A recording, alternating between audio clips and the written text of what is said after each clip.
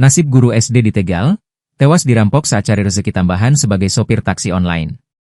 Nasib tragis menimpa Kusyanto, 46, guru SD di kota Tegal yang tewas dalam peristiwa perampokan saat mencari penghasilan tambahan sebagai sopir taksi online. Korban ditemukan tak bernyawa di kawasan hutan lindung perhutani KPH Balapulang, Desa Songgom, Kabupaten Brebes, Senin, 24 November 2025.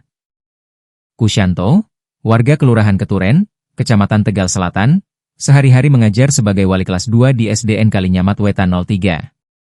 Ia, sambilan jadi sopir online. Sehari-hari memang guru, kata Iva, kerabat korban di Desa Tegalwangi, Selasa, 25 November 2025. Statusnya sebagai pegawai pemerintah dengan perjanjian kerja, PPPK, membuatnya bekerja sambilan mengemudi mobil online untuk menambah pemasukan.